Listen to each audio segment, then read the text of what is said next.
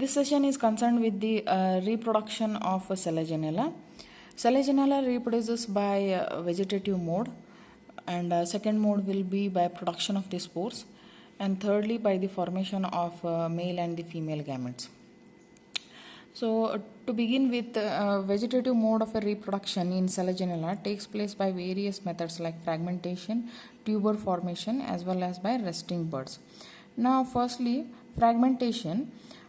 In a humid condition, and especially in some genus like Selaginella rupestris, the branch of the stem, we are going to consider this as a branch of the stem, develop adventitious branchings. Some adventitious branches are produced by this branch. Branch is going to produce small adventitious branches. These branch later disjoin, that is, they are going to detach from the parent body and lead or develop into a separate individual. Adventitious branches are produced on the plant. These adventitious branch are going to detach, and they are nothing but a small fragment like structure. These fragments are going to develop into a separate individual plants. So this kind of a reproduction is by fragmentation. Example will be Selaginella rupestris. In this, adventitious branches are formed, which are going to detach from the parent body and develop into a new plant. Secondly is by tubers. Now here at the end of a growing season, some tube-like structures are formed.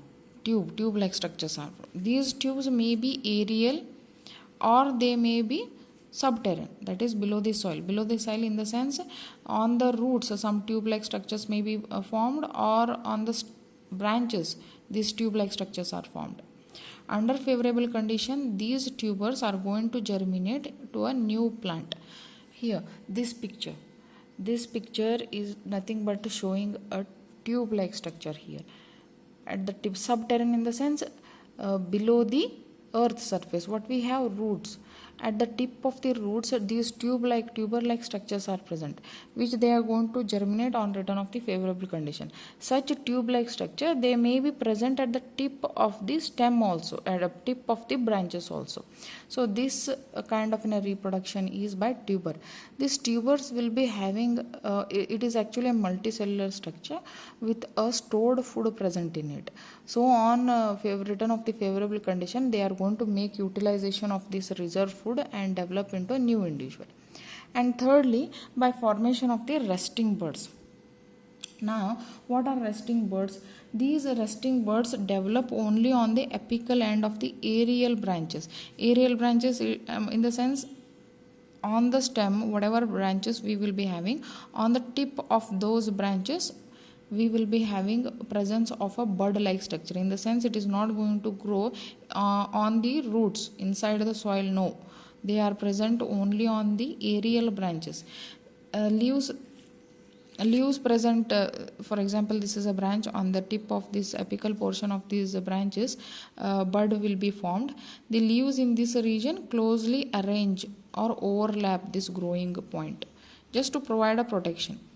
The resting buds are capable to pass the unfavorable condition, and on return of the favorable condition, these buds are going to detach and form a new individual by forming roots as well as stem. So this picture is of resting buds. At the apical portion you can see a thick bud. These thick bud are overlapped with leaves forming somewhat a compact structure, but not to be confused with the strobili, because strobili are formed on the leaves. This is formed on the stem. Strobili or a cone containing spores is usually found on the leaves. It is not present on the stem. But the resting buds are preferably present on the aerial branches, tip of the aerial branches. It is just surrounded by the leaves to provide a kind of a protection to the growing points. These buds, when detached from the parent body, lead an individual life. So these are the three different mode of reproduction, vegetative mode of reproduction in case of Selaginella. Thank you.